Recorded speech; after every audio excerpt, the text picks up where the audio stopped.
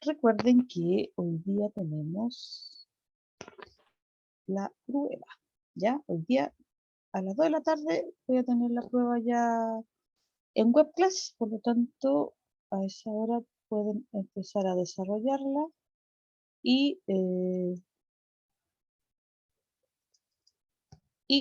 hoy día, ¿qué es lo que vamos a hacer? Como hoy día es la prueba, hoy día yo les dije que íbamos a hacer una síntesis de los contenidos, los aprendizajes que entran, digamos, en esta prueba y que son bastante breves, ¿ya?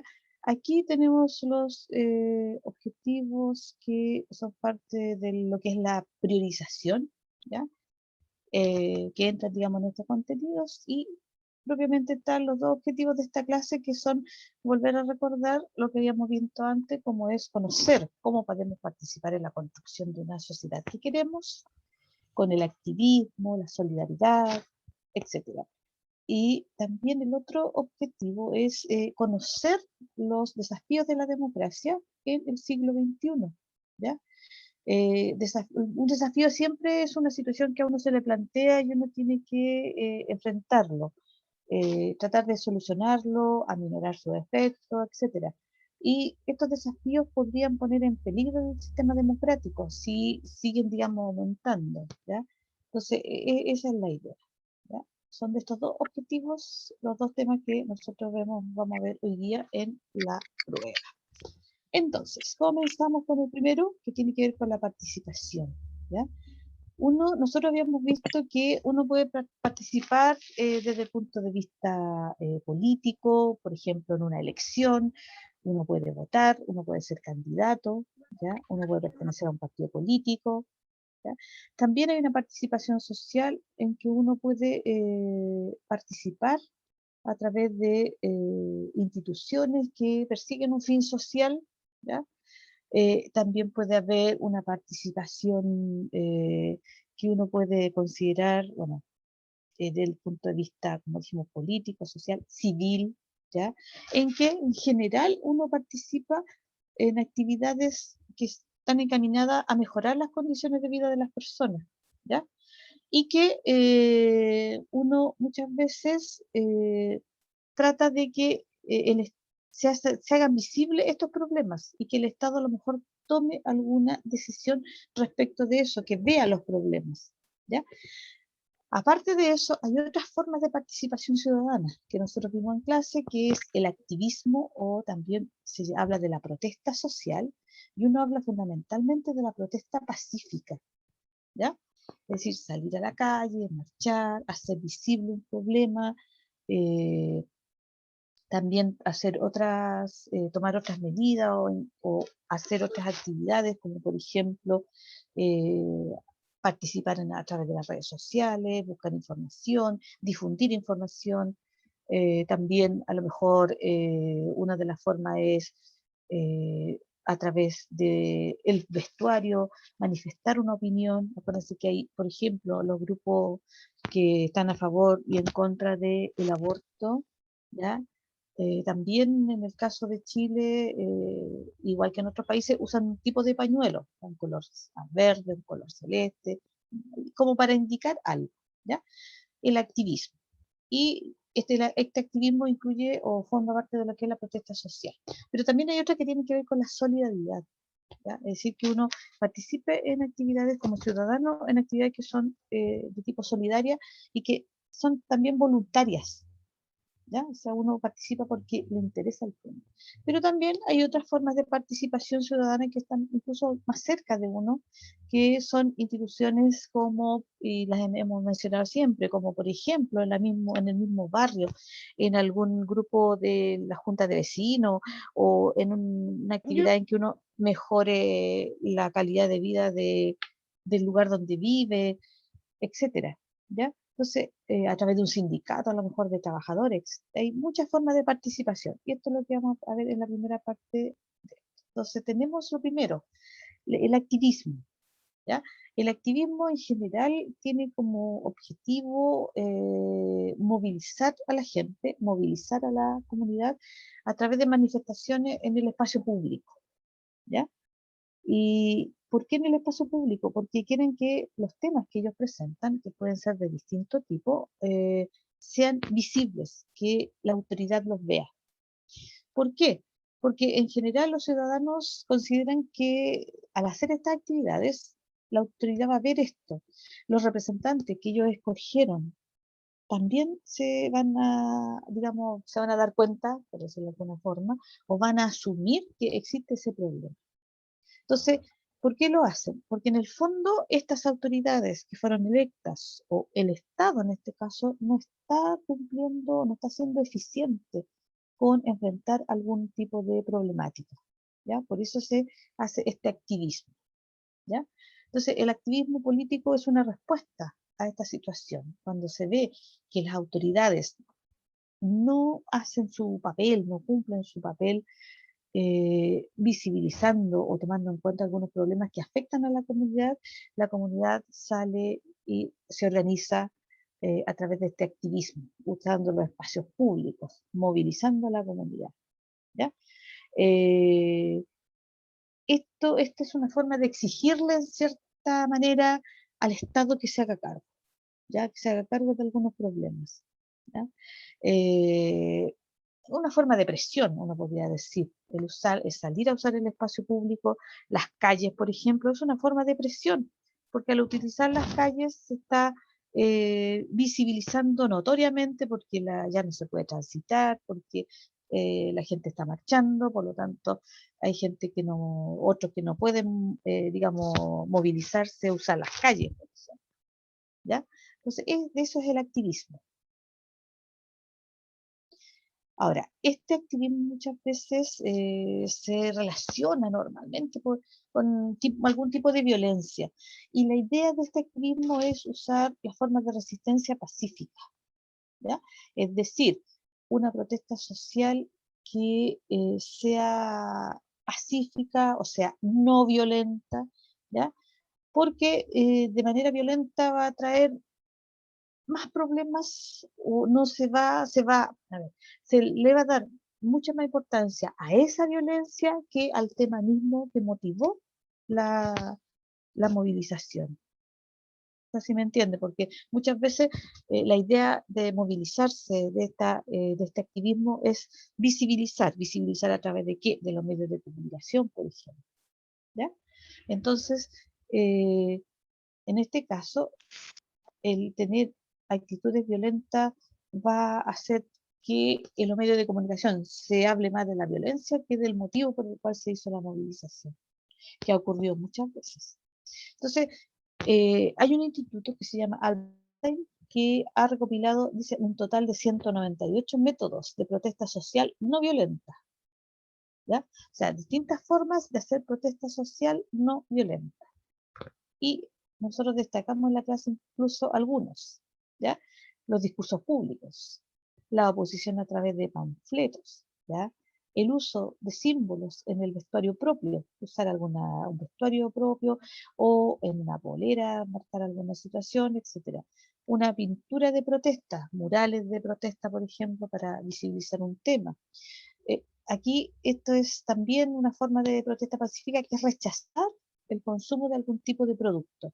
Por ejemplo, si alguien es un activista ambiental y hay un producto que es altamente contaminante o que se usan animales para testearlo, etcétera, rechazar, digamos, el usar ese producto.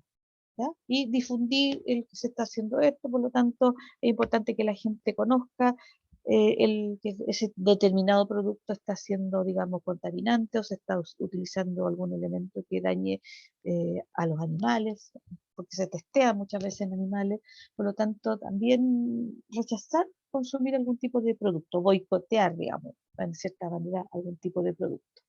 Los paros, ¿ya? Llamar a un paro también se considera una protesta no violenta, siempre y cuando no termine todo en violencia, ya esa es la idea. Pero un paro llevado así, de esa forma, en que se suspenden las actividades, por ejemplo, económicas totales, es un elemento que presiona, ¿ya? La literatura que llama a la resistencia.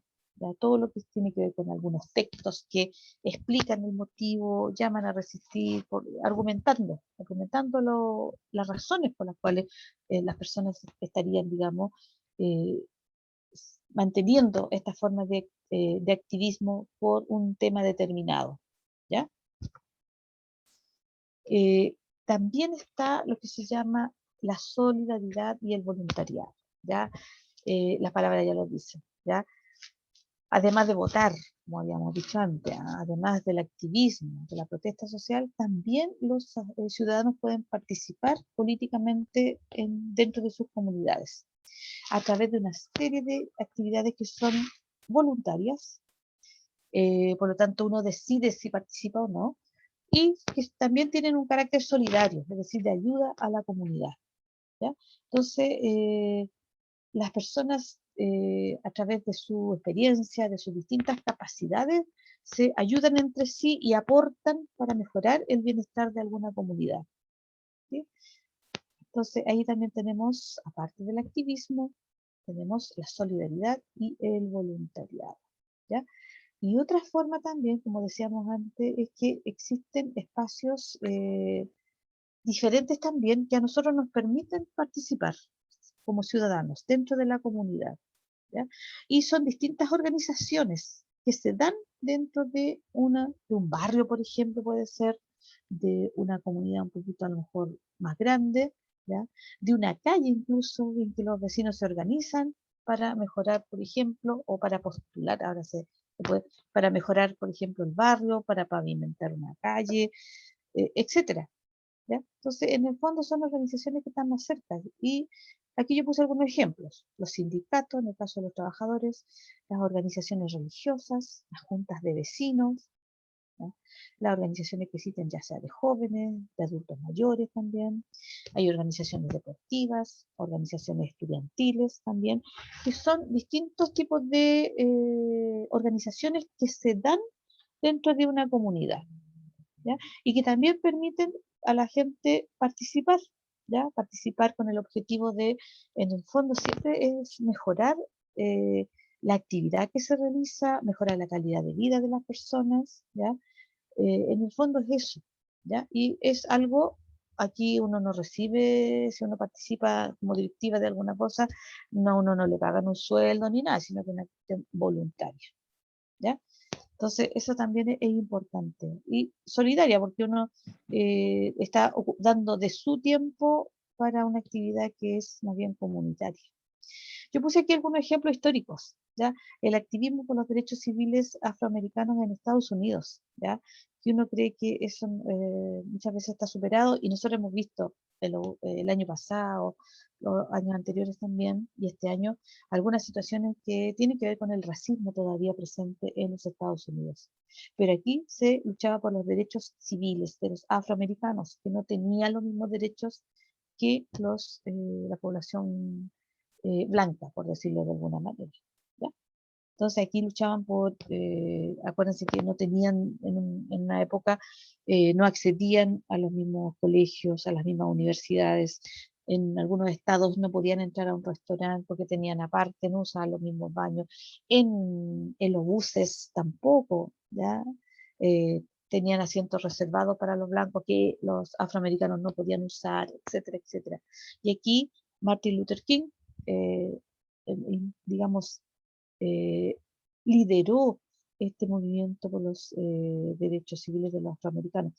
Fue uno de los líderes más destacados. Hay otros más también, pero él es uno de los más destacados. Y tenemos una imagen, una convocatoria que él hizo en Washington y que fue multitudinaria, ¿ya? Por los derechos civiles. Esto fue a fines de los 60. Y más cerca está lo que mencionamos también, un activismo por parte de las madres de la Plaza de Mayo, esto en Argentina. Ya Argentina también sufrió un periodo de una dictadura militar en que hubo detenidos desaparecidos. Y ellas, las personas que están acá, están con pañuelo blanco en la cabeza, que es una forma también de usar en el vestuario un elemento de protesta, eran mamás de abuelas también de muchos detenidos desaparecidos, ¿ya? En Argentina durante el periodo de la dictadura militar. Entonces ahí se juntaban Eh, Todas las semanas se juntaban un día determinado a, digamos, mantener ese tema visible y que no se olvidara. ¿Ya? Entonces, ahí eso también es importante, una forma de activismo también. Uno puede decir aquí activismo social, activismo político. ¿Mm? Y esto también corresponde a la madre de la Plaza de Mayo. ¿Ya? Aquí tenemos un activismo ambiental.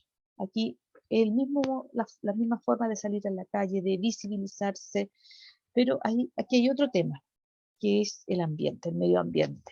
¿Ya? Entonces aquí también, no solamente la parte de los derechos civiles o derechos humanos, sino que también está la parte de, en este caso, un derecho también humano, que es a vivir en un medio ambiente libre de contaminación, pero relacionado fundamentalmente en proteger, en este caso, el planeta, ¿ya? Que es el único que, siempre digo, el único donde nosotros podemos vivir y no lo cuidamos. Ese es el problema. Ya en activismo entonces ambiental. Y en Chile tenemos hartas actividades que son de voluntariado y solidarias. No puedo dejar de mencionar al cuerpo de bomberos, que en el caso de Chile, a diferencia de otros Ven, países ven. tienen, Víctor, por favor, ya. Mutéese mientras tanto. En el caso de los bomberos, en Chile son voluntarios, ellos pagan por ser bomberos. En otros países los bomberos son profesionales que se dedican a esta actividad, ¿ya? Aquí dedican tiempo a ser bombero y ellos pagan por ser bomberos, no les pagan un sueldo por hacer esta actividad. Por lo tanto, es voluntariado y solidaria con respecto a la ayuda que dan a la comunidad. Los incendios, porque también ellos trabajan en aspectos como, por ejemplo, cuando hay algún accidente de tránsito y hay que rescatar a alguna persona que está atrapada, digamos, en todo lo que es el auto, como quedó el vehículo, ellos también tienen grupos especiales para hacerlo, ¿sí? Entre otras cosas, los incendios químicos también son de mayor riesgo también. Y también otra institución que en Chile también es voluntaria, en este caso, ahí tienen una, que es la Cruz Roja chilena, ¿ya? Y cumple labores bien importantes en el caso de situaciones de catástrofe, también para educar a la gente en lo que es la parte sanitaria, ¿sí? Y tenemos otras dos que son más nuevas, lo que es la Cruz Roja, los bomberos son más antiguos, ya son organizaciones, en el caso de los bomberos son del siglo XIX en Chile, y la Cruz Roja es una institución internacional, ¿sí? El Techo para Chile también es una organización fundamentalmente para la construcción de viviendas para los sectores más vulnerables, ¿ya? Y que también traspasó la frontera porque ya está en otros países de América Latina. Y el desafío Levantemos Chile, que también surge en que nosotros siempre estamos viviendo alguna catástrofe natural, o un aluvión, o una erupción volcánica, o un terremoto. Entonces aquí surgen todas estas organizaciones que son de voluntariado y solidarias. Entonces tenemos esta primera parte que es una forma son otras formas de participar, no solamente votando, no solamente haciendo otra actividad, sino que también tienen que ver con este activismo, que uno defienda una idea de manera pacífica, saliendo a la calle, protestando, pero también están otras que tienen que ver con el que uno destine parte de su tiempo de manera voluntaria a hacer actividades en beneficio de la comunidad, ¿ya? Y el segundo tema que entra en la prueba de hoy día son los desafíos que tienen las democracias a nivel mundial. O sea, desafíos los vemos nosotros como una situación que las democracias tienen que enfrentar, ¿ya? Planteando algunas soluciones, etcétera. Y uno de los desafíos es las emisiones de CO2, ¿ya? Que impactan en este caso en la atmósfera y que provocan el problema que estamos viviendo prácticamente en todo el planeta, como es el calentamiento global, o sea, la alza de las temperaturas de los océanos, y todo esto también trae como consecuencia cambios climáticos. y también en la salud de las personas, porque esto es altamente contaminante, por lo tanto, también afecta a la salud de las personas. Dice, la ONU propone que vivir en un medio ambiente libre de contaminación es un derecho humano. La constitución nuestra, la actual constitución que está vigente, también plantea que nosotros tenemos derecho a vivir en un medio ambiente libre de contaminación. ¿Ya? El país más contaminante es China, ¿ya? Y le sigue Estados Unidos, que son los países que se niegan a firmar acuerdos internacionales para disminuir las emisiones de CO2. ¿Ya? Vamos a ver acá. ¿Se fijan? Esto es de 2019, ¿ya? Y esto se mantiene en la actualidad. Los países que emiten más contaminantes en este caso son China y los Estados Unidos. Y ahí después le siguen otros países, pero fíjense la diferencia. China, Estados Unidos. Son países que tienen zonas muy industrializadas. Por lo tanto, esas emisiones, los vehículos también, la cantidad de vehículos que tienen, son emisores importantes de CO2, en este caso, que va al ambiente y que afecta no solamente a esos países, afectan a todo el planeta. Recuerden que el planeta es algo que está vivo, que las corrientes van movilizando esta contaminación, ¿ya? Y el efecto invernadero que también queda ahí. Y estas imágenes que son habituales en muchas partes del planeta, en que uno ve muchas veces en China, hay muchas unas imágenes de China, en que uno pareciera que hay neblina, que hay una niebla, la niebla es más espesa, y resulta que no es eso, es solo contaminante, tan alto que muchas veces ellos tienen que salir con mascarilla, con algunos elementos, para protegerse de eso. ¿Por qué? Porque no es una niebla, es contaminante. ¿Ya? Es contaminación. Imagínense la cantidad. Nosotros aquí nos vemos afectados cuando suben los niveles de contaminación, que no hemos llegado a ese nivel, pero que nos afectan bastante. ¿Ya? Y aquí está el efecto invernadero, que es es un fenómeno natural, pero que la naturaleza se encarga de ir, digamos, moviendo el ambiente. Pero este efecto invernadero, en que se forman una especie de capas sobre en la atmósfera, sobre la Tierra, que no permite la salida de gases, digamos, tóxicos. Entonces empieza a subir la temperatura de las zonas como un efecto invernadero. Nosotros sabemos lo que es un invernadero, ¿cierto? En donde existen, por ejemplo, algún tipo de plantas, ¿ya?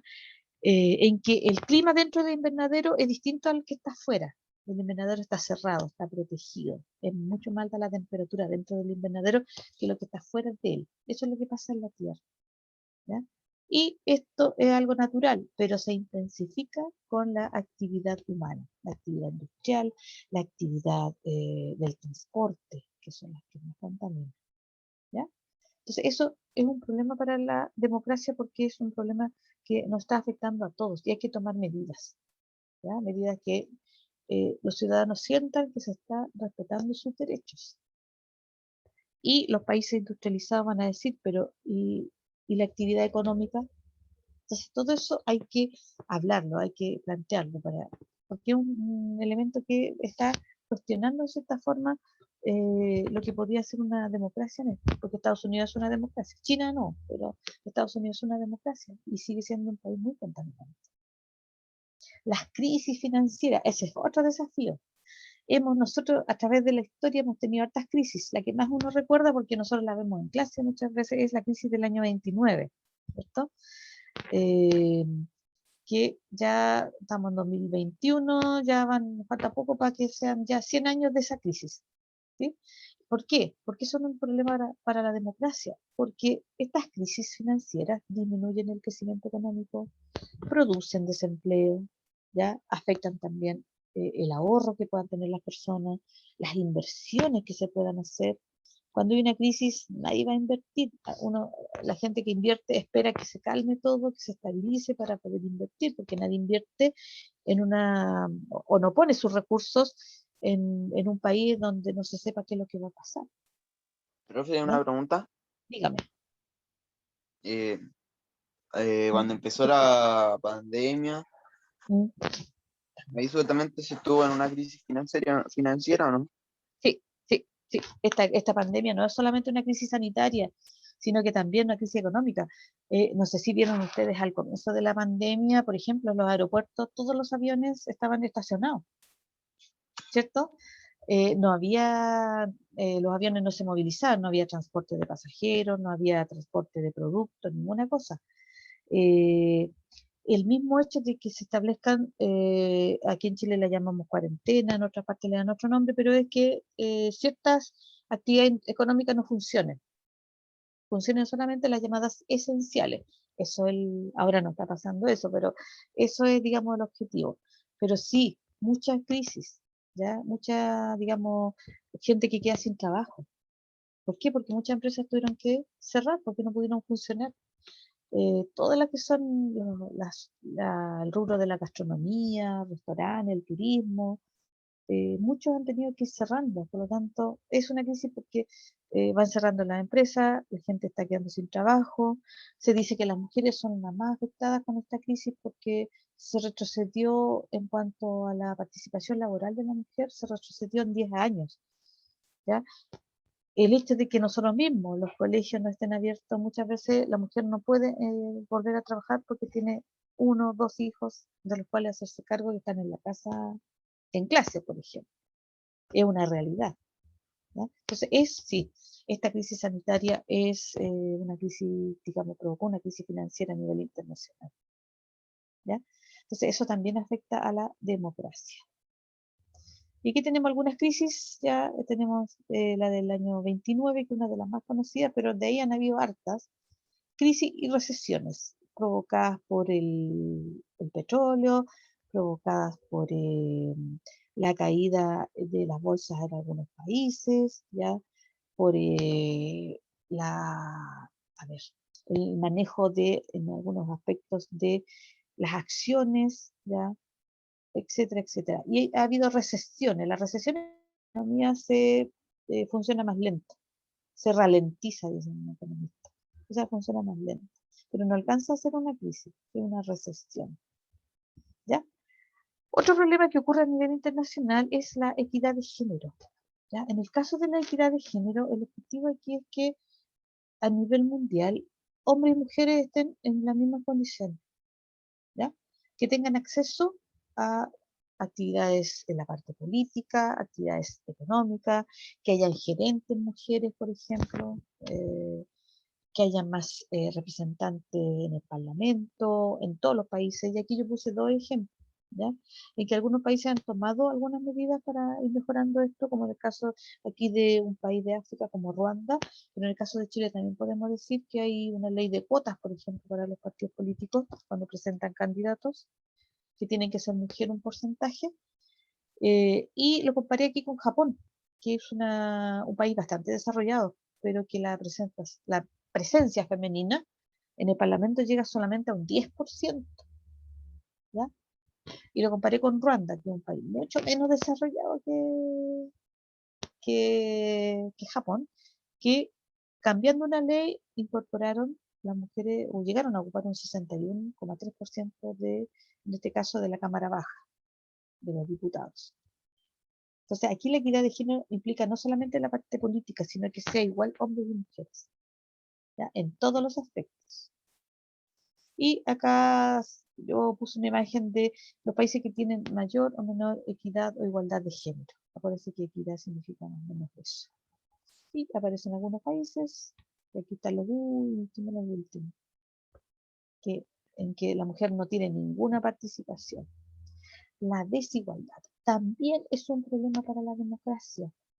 Y no solamente la desigualdad económica, también está, recuerden, hay una desigualdad, en este caso legal, en que la ley dice que todos somos iguales ante la ley, pero no nos tratan a todos igual ante la ley. O no podemos acceder a la ley en las mismas condiciones. Ya los que tienen más recursos pueden pagar un abogado, los que tienen menos, no. Por lo tanto, hay desigualdad legal. Hay una desigualdad educacional también, ¿ya? Si uno no tiene los recursos, en el caso nuestro, si uno no tiene los recursos, no puede acceder, por ejemplo, a la educación superior a una universidad si es que uno no la puede pagar. En el caso de Chile, si no le da el puntaje y si a uno le diera y no la puede pagar, tampoco. Entonces, no hay solamente una desigualdad económica, sino que también hay otro tipo de desigualdad. La desigualdad legal, o sea, frente a la ley, la desigualdad educacional, la desigualdad social, el que uno sea tratado de una manera diferente por la apariencia, por, o por cómo uno, de dónde uno viene, de dónde uno estudió, por cómo uno habla. ¿Ya? Eso también es una desigualdad y es un problema para la democracia. ¿Ya? No solamente la parte económica. Y aquí hay ejemplos de esta desigualdad en, por ejemplo, una ciudad grande. Y aquí esto ocurre en muchos países de América Latina, en que se presentan estos tipos de viviendas. Miren la forma en que están hechas, los espacios que tienen, ya, la calidad. Y al ladito unos edificios que son bastante más caros. Y eso ocurre mucho, están al ladito, uno al lado del otro. ¿Ya?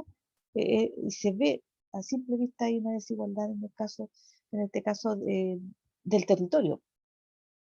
Otro desafío es el terrorismo, ¿ya?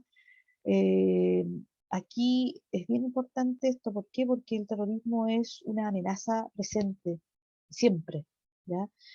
¿Por qué? Porque estos grupos buscan conseguir algo, ¿ya? Un objetivo ya sea político, un objetivo económico, religioso, social. ¿Y cómo logran conseguirlo? A través del uso de la violencia, pero una violencia que a la gente le da temor, le infunde miedo. Y a través de este miedo buscan reprimir o intimidar a la población. ¿Ya? Y ocurren constantemente en distintos países. Y son por motivos políticos, por motivos económicos, religiosos. Acuérdense que el que uno más recuerda últimamente es el ocurrido de las Torres Gemelas, que ustedes son más chicos, pero es uno de los más conocidos y fue por motivos religiosos fundamentalmente. Bueno, religiosos, uno puede agregarle sociales, políticos también, ¿no? Que buscan intimidar a la población. Y hay países donde esto ocurre constantemente. En otro, con suerte, no. Pero es un problema para la democracia también porque la gente no puede actuar bien o estar tranquila en un lugar porque tiene temor de sufrir un acto terrorista. Y existen de distintas tendencias, ¿no? La situación de los pueblos indígenas también, porque en muchas partes del mundo estos pueblos indígenas sufren de pobreza, son de los grupos que sufren más pobreza en los países, en algunos lugares aislamiento y discriminación. ¿Ya? Y eso no ocurre solamente en el caso nuestro, sino que también en muchos países del mundo. ¿Ya? Los pueblos originarios sufren discriminación de distinto tipo. ¿Sí? En el caso de Chile se está tratando de mejorar esto con lo que es en este caso, darles participación o asegurarle un espacio dentro, por ejemplo, en este caso de la Asamblea Constituyente, y se está pensando también que tuvieran un espacio asegurado, por ejemplo, en el Parlamento. ¿Ya? Hay, digamos, parlamentarios que son de pueblo originario actualmente, pero la idea es también que sean partícipes activos de este tipo de situaciones. Ahora, esto viene ocurriendo hace mucho tiempo. Los pueblos indígenas en general han sido discriminados, considerados de segunda categoría en muchos lugares, ya en Australia, en Nueva Zelanda, que uno los tiene como ejemplo ahora, pero los pueblos indígenas ahí sufrieron bastante discriminación. ¿Ya? Y en Canadá, en Estados Unidos, la misma situación con los pueblos indígenas. Recuerden que la semana pasada, se encontró un lugar en donde había un cementerio con niños de origen indígena, ¿ya? Y que habían sido maltratados, habían enfermado y nadie se preocupó y estaban bajo la protección de la Iglesia Católica. Estaban como en un hogar.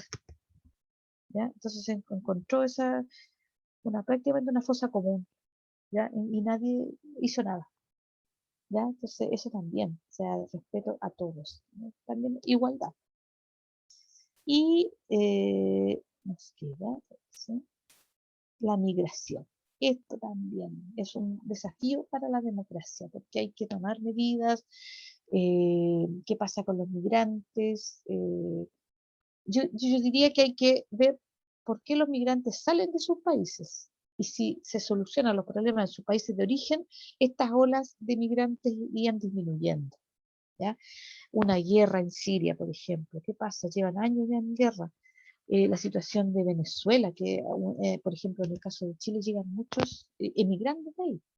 Entonces, que mejore la situación en los países de origen. Y eso también es una tarea que a nivel mundial, las Naciones Unidas, otras organizaciones, tendrían que ver. ¿Por qué? Porque no estamos hablando de que vayan migrando un grupo pequeño de personas, sino que son olas importantes de migrantes, ¿ya? Que salen por distintas razones de sus países y llegan o quieren llegar a otros en que ellos piensan que van a estar mejor.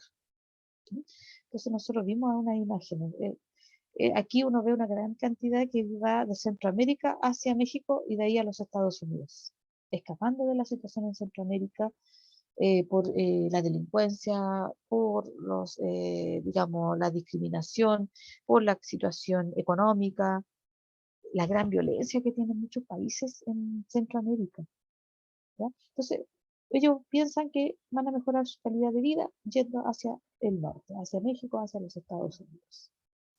Y también, esto también es cuando cruzan las fronteras bajo distintas condiciones, yendo con niños, etcétera. O sea, es pensar, dejar el lugar donde uno vive, donde uno tiene sus raíces, para ir a otro lugar. Y en Chile. Acuérdense que nosotros también este año,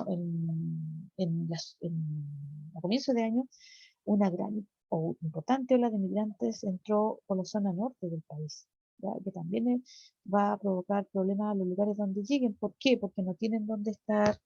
Estamos en una pandemia también, por lo tanto, otra situación que agrava esto. Entonces, no pueden estar eternamente viviendo digamos, en un colegio que se ocupó para darle alojamiento, por ejemplo.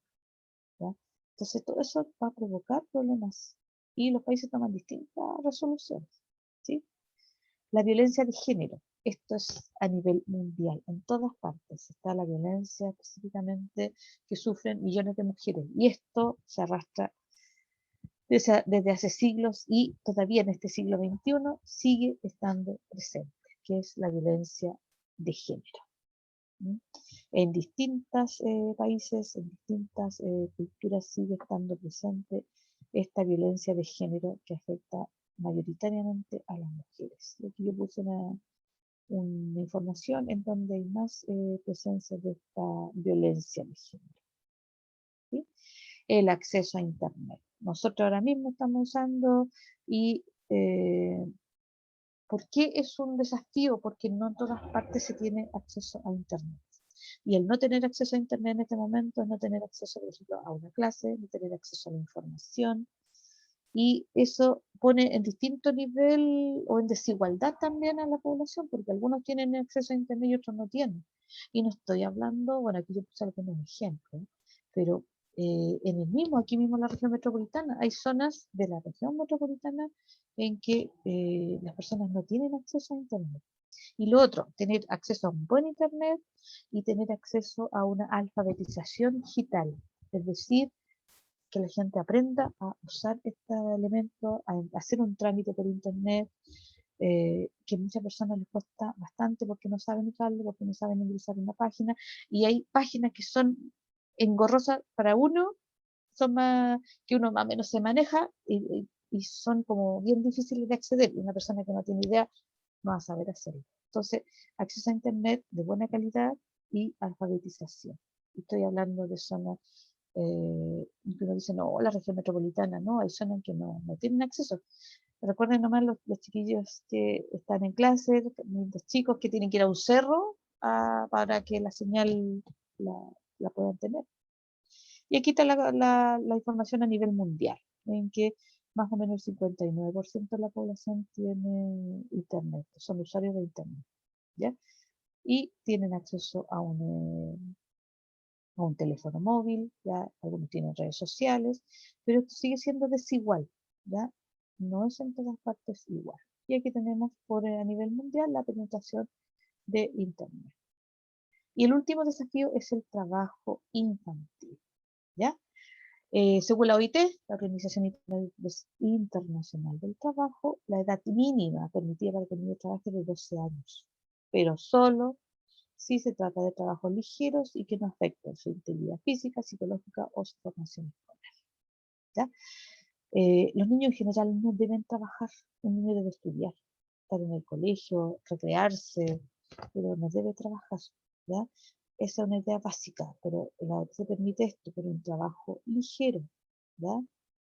Y nosotros vemos que hay situaciones en que los países tienen la presencia de este trabajo infantil, sobre todo en países que tienen mayores dificultades económicas, mayores dificultades al acceso a la educación también, ¿ya? Y a la salud. Y tenemos imágenes en las zonas rurales, ¿ya?